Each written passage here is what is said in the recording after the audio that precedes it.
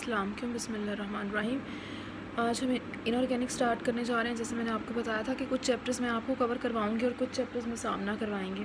तो उसमें से पहला चैप्टर मैं स्टार्ट करने जा रही हूँ, which is chemical periodicity and the periodic table. हमें पता है पीरियोडिक टेबल क्या है। जो हमारे पास एलिमेंट्स एटॉमिक नंबर की बेस पे अरेंज फॉर्म में मौजूद है, उसको हम पीरियोडिक टेबल कहते हैं। केमिकल पीरियोडिसिटी का थोड़ा सा कॉन्सेप्ट ले लें, बाकी आगे जाके डिटेल में भी ये दोबारा कॉन्सेप्ट आएगा। पीरियोडिसिटी कहते हैं कि कुछ इंटरवल के बाद प्रॉपर्टीज़ का रिजेंबल होना, एक दूसरे से रिजेंबलेंस शो करना पीरियोडिसिटी कहलाता है। केमिकल से मुराद कि उनकी केमिकल रिएक्टिविटी में अगर रिजेंबलेंस हो तो वो केमिकल पीरियोडिसिटी कहलाती है। तो अगर हम एलिमेंट्स को पीरियोडिक टेबल के अंदर देखें तो वो ख़ास इंटरवल के बाद आके प्रॉपर्टीज़ में रेपिटेशन शो करते हैं, एक जैसी प्रॉपर्टीज़ शो करते हैं।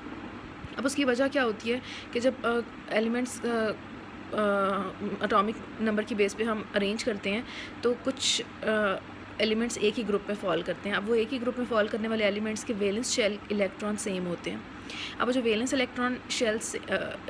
शेल के इलेक्ट्रॉन सेम हैं वो उसकी केमिकल पीरियोडिसिटी को बताते हैं कि ऑब्वियसली अगर इलेक्ट्रॉन सेम हैं तो उनकी रिएक्टिविटी भी सेम होगी, और अगर रिएक्टिविटी सेम है तो फिर वो केमिकल पीरियोडिसिटी बिहेवियर कहलाता है। तो ये आगे जाके हम मज़ीद प्रॉपर्टीज़ में भी देखेंगे कैसे केमिकल पीरियोडिसिटी का बिहेवियर शो करते हैं एलिमेंट्स।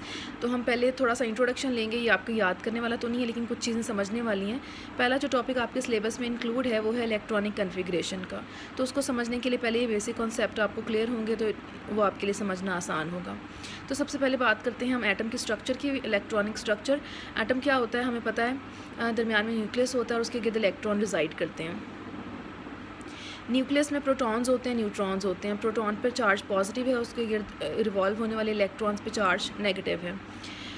अब एटॉमिक मैस का आपको अंदाज़ा होगा। Atomic number is equal to the number of protons present in nucleus, और जो एटॉमिक मैस है वो नंबर ऑफ प्रोटॉन और न्यूट्रॉन दोनों का अगर हम जमा ले लें, दोनों को अगर हम प्लस कर दें तो वो हमारे पास आ जाता है एटॉमिक मैस। जो आइसोटोप्स होते हैं वो यही होते हैं कि उनका एटॉमिक नंबर सेम होता है लेकिन एटॉमिक मास में डिफरेंट होते हैं। और एटॉमिक मास में भी क्या चीज़ डिफर करती है, number of neutrons. Proton same रहते हैं, न्यूट्रॉन डिफर करते हैं। जहाँ तक चार्ज की बात है, किसी भी एटम के ऊपर न्यूट्रल स्टेट में उसके ऊपर कोई चार्ज नहीं होता। वो क्यों नहीं होता? कि उसके नंबर ऑफ़ इलेक्ट्रॉन और प्रोटॉन बराबर होते हैं। इलेक्ट्रॉन पे नेगेटिव चार्ज है, प्रोटॉन पे पॉजिटिव है, उनके चार्जेस बराबर होते हैं और ऑपोजिट होते हैं, जिसकी वजह से वो एक दूसरे को कैंसिल आउट कर देते हैं। हाँ, अगर केस ये है कि कोई इलेक्ट्रॉन लूज़ हुआ है या कोई इलेक्ट्रॉन गेन हुआ है तो उस केस में वहाँ पे कोई ना कोई चार्जेस डेवलप हो जाते हैं। तो ये एटम की स्ट्रक्चर थी। एटॉमिक ऑर्बिटल की अगर हम बात करें तो ऐसा रीजन जहाँ पे इलेक्ट्रॉन अपना मैक्सिमम टाइम स्पेंड करता है उस रीजन को हम एटॉमिक ऑर्बिटल कहते हैं। तो the region around the nucleus where electron spend its maximum time is called atomic orbital. Atomic orbital जो है उसके डिफरेंट शेप्स हैं depending upon its azimuthal quantum number and magnetic quantum number. सबसे पहला जो ऑर्बिटल है it is the S orbital. S orbital spherical होता है और सिमेट्रिकल होता है। स्फेरिकल से मुराद गोल है, सिमेट्रिकल से मुराद वो हर डायरेक्शन में एक जैसा होगा। जैसे अगर आप बॉल को देखें तो बॉल स्फेरिकल सिमेट्रिकल होती है, हर जगह से एक जैसी, सिमेट्री में सेम होता है। तो अगर हम 1s को देखें तो 1s भी स्फेरिकल सिमेट्रिकल होगा, 2s भी स्फेरिकल होगा, लेकिन फ़र्क क्या होता है, 2s is larger in size as compare to 1s। और 1s और 2s के दरमियान का जो रीजन होता है वहाँ इलेक्ट्रॉन डेंसिटी 0 होती है, जिसे नोड कहा जाता है। हमें पता है the region where the electron density is 0 is called node. S के बाद ऑर्बिटल आ जाता है P, which is in dumbbell shape. 2 lobe होते हैं उसके, डम्बल शेप पी ऑर्बिटल होता है। इसकी 3 डायरेक्शंस पॉसिबल होती हैं, 3 डायमेंशंस होती हैं। एक्स में भी हो सकता है, वाई में भी और जी में भी। अगर हम इसकी शेप्स को देखें तो ये आपको आगे नज़र आएंगे, एक्स, वाई और जी। इसी तरह से आगे डी ऑर्बिटल्स हैं। डी ऑर्बिटल्स की 5 शेप्स पॉसिबल हैं, D X Y, D Y Z, D Z X, X square, Y square और जी स्क्वायर। अच्छा, ये जो आपको 5 ऑर्बिटल्स डी के आगे बने हुए दिखाई भी दे रहे हैं, अब इनमें थोड़ा सा फ़र्क देख लें क्या है। जो एक्स वाई है it will be within the X and Y axis. D हर डी ऑर्बिटल के 4 लोब्स आपको दिखाई देंगे। पी के 2 लोब थे, इसके 4 होंगे, और चारों के चारों लोब्स अगर एक्स वाई हैं तो एक्स वाई के बीच में आपको दिखाई देंगे। जैसे ये एक्स एक्सिस है, ये वाई एक्सिस और ये जी, तो ये लोब एक्स वाई के बीच में आपको दिखाई दे रहा है। इस तरह से ये एक्स वाई के बीच, ये आपको लग रहा होगा कि एक्स और जी के बीच में है, लेकिन अगर आप इसको 3 डायमेंशन में देखें तो ये भी आपको एक्स वाई के बीच दिखाई देगा। इसी तरह से ये जो वाई जी है, ये वाई और जी के दरमियान आपको दिखाई देंगे, जी एक्स जी और एक्स के दरमियान होंगे। आखिरी जो दो हैं एक्स स्क्वायर वाई स्क्वायर और Z square, they will be upon axis, axis के ऊपर होंगे। एक जैसे ये एक्स स्क्वायर वाई स्क्वायर है तो ये एक्स और वाई के ऊपर है, जो जी स्क्वायर है वो आपको जी के ऊपर दिखाई दे रहा है। तो एक्स वाई जो पहले तीन ऑर्बिटल्स हैं they are present within the axis, in between the axis, जबकि जो आखिरी दो हैं they are present on the axis. उसके बाद थोड़ा सा क्वांटम नंबर का इंट्रोडक्शन ले लेते हैं। आपने ऑलरेडी पढ़े हुए होंगे, हम जस्ट इसको रिवाइज कर रहे हैं। सबसे पहला क्वांटम नंबर होते क्या हैं, हमें क्या बताते हैं? किसी भी इलेक्ट्रॉन का एड्रेस हमें क्वांटम नंबर बताते हैं। जैसे आप कहाँ रहते हैं, आप की गली, आपका घर, मकान नंबर, आपका ब्लॉक या कॉलोनी जहाँ आप रहते हैं और किस शहर में हैं, और फिर मुल्क आ जाते हैं। तो इस तरह से हर इलेक्ट्रॉन की भी अपनी एक ख़ास जगह होती है जिसको कौन बताता है, उसके क्वांटम नंबर्स बताते हैं। 4 क्वांटम नंबर होते हैं। सबसे पहला क्वांटम नंबर है principal quantum number which is represented by small n। It gives us the information about shell, shell के बारे में बताता है, पहला शेल है, दूसरा है, तीसरा है या चौथा है, and so on. Principal quantum number whole number में होता है, 0 नहीं हो सकता, 1 से स्टार्ट होता है, 1 2 3 एंड सो ऑन। तो ये हमें शेल के बारे में इंफॉर्मेशन देता है। अगर 1 होगा तो पहला शेल है, 2 है तो दूसरा, इसी तरह से आगे चलते जाएंगे। दूसरा क्वांटम नंबर है azimuthal quantum number which is represented by L. L कैसे कैलकुलेट हम करते हैं, n-1। अगर प्रिंसिपल क्वांटम नंबर से आप एक को माइनस कर दें तो हमारे पास एजीम्यूथल आ जाता है। जैसे स्मॉलेस्ट हमारे पास 1 है तो 1 - 1 विल बी इक्वल टू 0। तो स्मॉलेस्ट एजीम्यूथल हमारे पास 0 है, 0 1 2 एंड सो ऑन। अच्छा, it gives us information about the sub shell. Obviously electron अगर प्रेजेंट है तो सबसे पहले उसका शेल आता है, शेल के बाद कौन से सब शेल में प्रेजेंट है वो हमें कौन बताता है, एजीम्यूथल।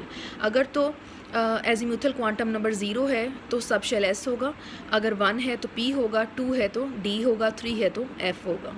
तो इस तरह से हमें एजीम्यूथल से सब शेल के बारे में इंफॉर्मेशन मिलती है।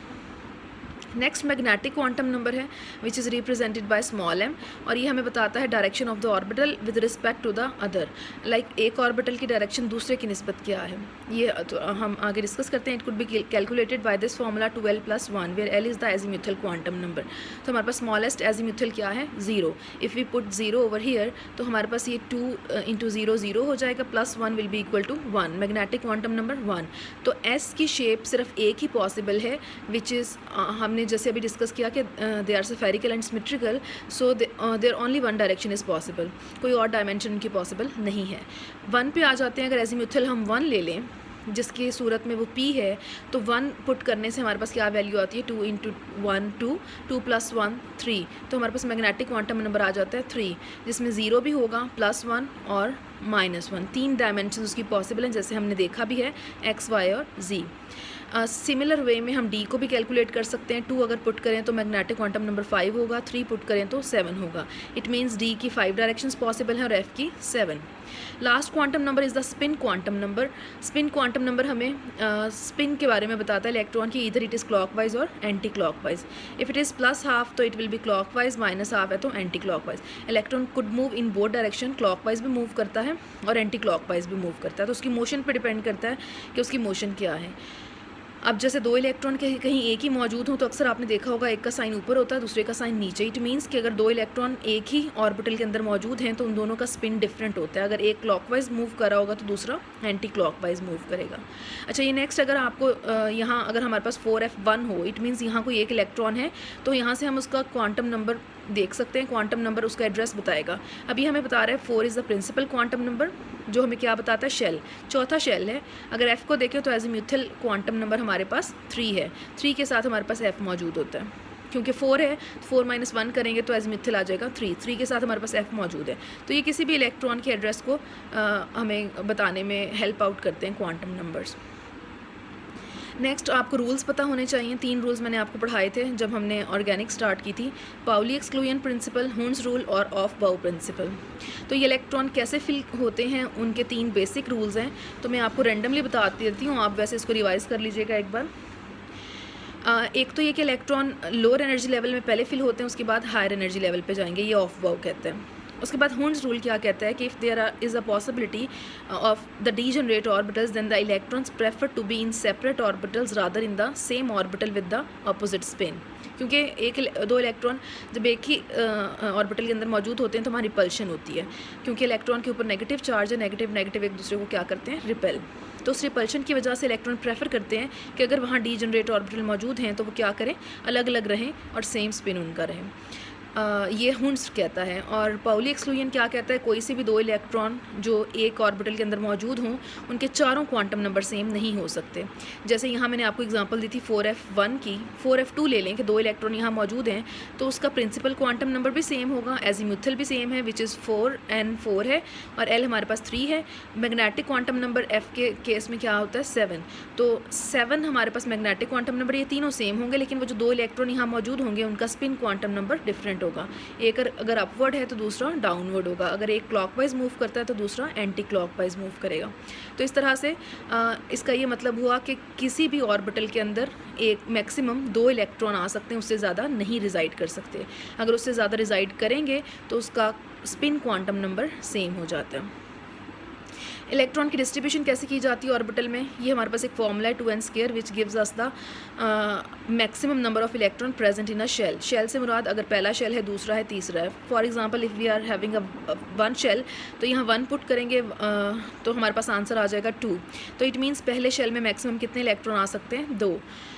इसी तरह से मज़ीद कैलकुलेट किए जाएँ तो हमें इसके मज़ीद इलेक्ट्रॉन पता चल सकते हैं। जैसे 2 हो तो हमारे पास आ जाएगा आंसर 8, तो दूसरे शेल में हमारे पास इलेक्ट्रॉन 8 आते हैं मैक्सिमम।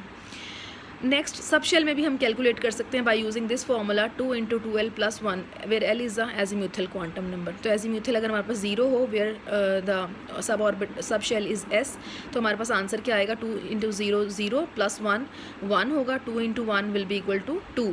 तो इट मीन्स अगर s होगा तो electron the number of electron will be 2। इसी तरह से p के लिए भी आप कैलकुलेट कर सकते हैं, उसके लिए l की वैल्यू 1 हो जाएगी तो हमारे पास इलेक्ट्रॉन्स आएंगे 6। इन द सेम वे d के इलेक्ट्रॉन 10 आएंगे और f के इलेक्ट्रॉन 14 आएंगे। तो इस तरह से आपने ये रूल्स तैयार करने हैं ताकि इलेक्ट्रॉनिक कन्फिग्रेशन करनी आसान हो।